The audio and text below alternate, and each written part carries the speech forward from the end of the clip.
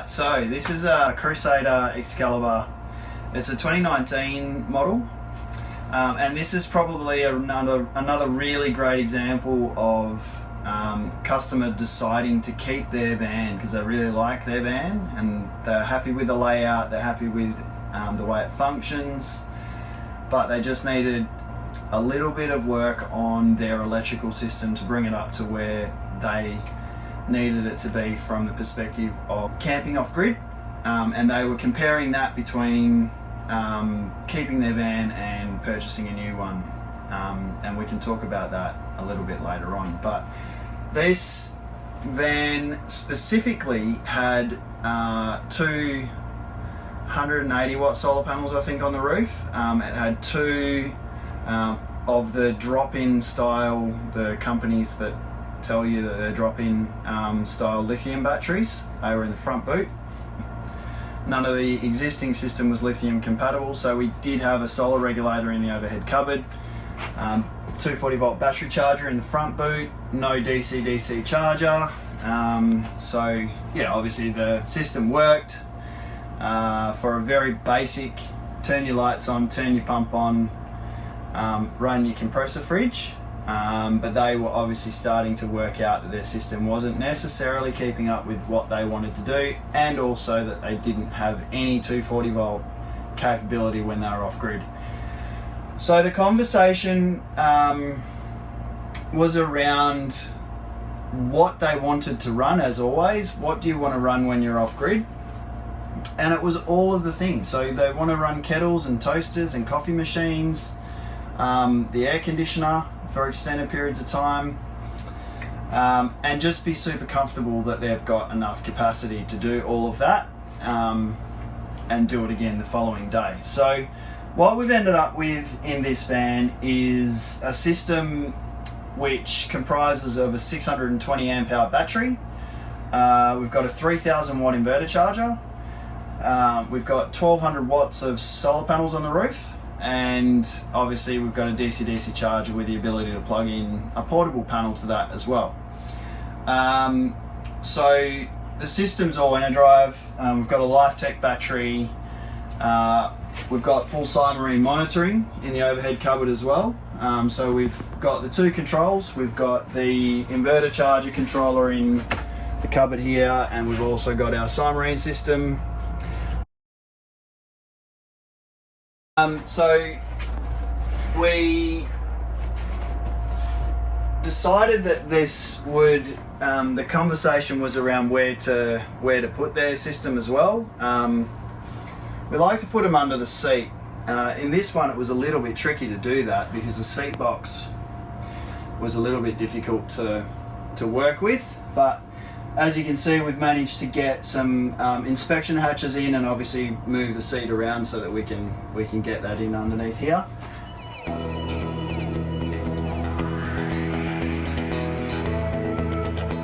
The customer did have a satellite dish for TV on the roof. Now, when they bought this van, that's kind of what you did. You had Sat TV. Obviously since then we've progressed forward quite a long way with internet-based television and Starlink. So these guys actually already had Starlink before bringing the van to me, and we talked about integrating that Starlink into the van. So we've done that. We've put Starlink, put the pass-through on the outside of the van so they can plug their Sat dish, the Starlink, in to the side of the van, and we've put their router, Starlink router and all that sort of stuff in the TV cupboard outside.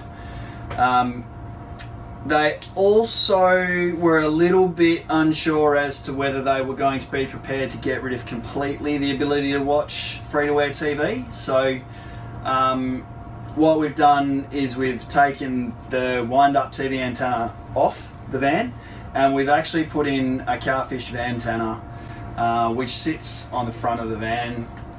The benefit of that is that they are quite small, so they take up very little roof space. This is completely able to be run from Starlink now, so they've got RV Wi-Fi up here as well, which they wanted to keep, but they probably won't use very often. Obviously that's a subscription based thing, so they can let that lapse and remove that when they need to. So yeah, basically Starlink's going to be the thing that they move forward with. Really easy to use. They've got the Gen 3 version, so they can just plug that in, put the dish down on the ground or on the front of the van or wherever they want to use it. So I guess that probably summarises very quickly what we've done in this van.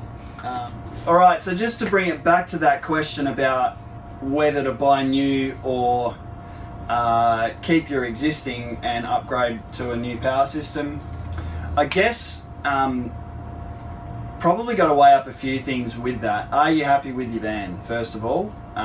If you are happy with your van, you have a look at the cost of purchasing your van in the first place, and it would have been, by comparison to what you will pay now, obviously it's going to be a lot cheaper. You spend a lot less money on what you would do on a new one. And let's just say you were going to buy a van with an off-grid system already in it.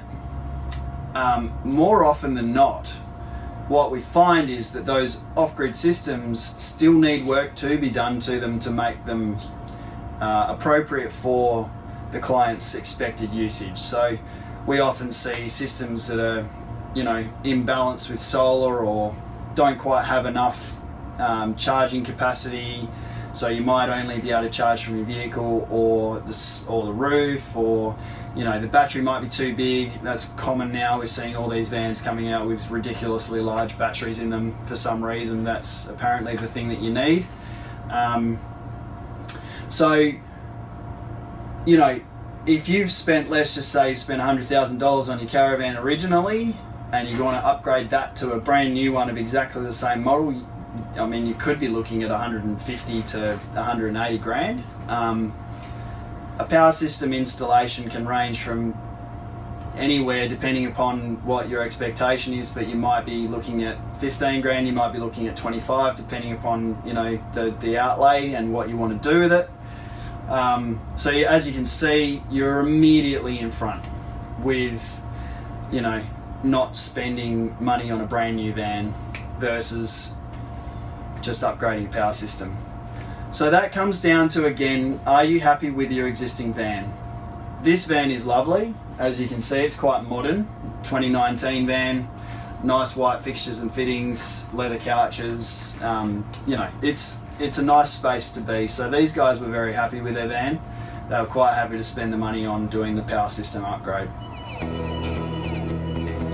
Alright, so I'll just quickly show you what we've got underneath the seat here. We've got a 3000 watt inverter. That's the inverter charger.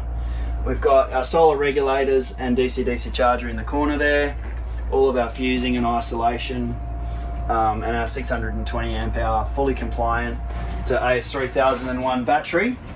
As we have already mentioned, we have our two control panels up here. We've got our inverter charger here, nice and easy to use, turn it on, turn it off. And then we've got our Simarine system, which gives us the information about our battery, how much solar's coming in, portable panels, totals in and outs, and all that sort of stuff. And just as an awareness piece, I suppose, with this system, this is a Dometic Ibis 4 air conditioner. I've had this air conditioner on 22 degrees on night mode for nearly 3 days now. So I turned it on one morning when we first started testing.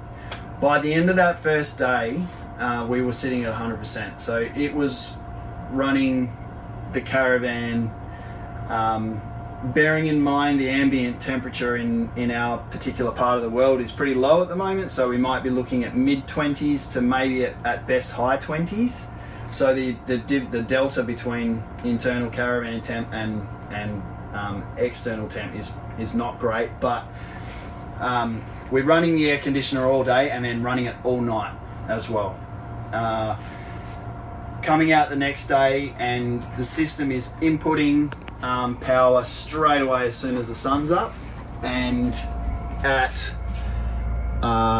whatever time it is now, probably 9 o'clock in the morning, 9:15, we're getting 56 amps of charge, which probably equates to 700-ish watts of solar coming in at 9:15 in the morning, 7 to 800 watts.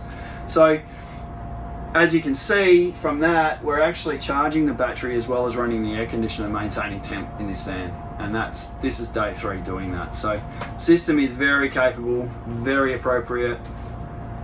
We can run the air conditioner and the kettle at the same time if we want to. I'll just quickly show you that. So at the moment you can see we've got the air conditioner on, turn the kettle on,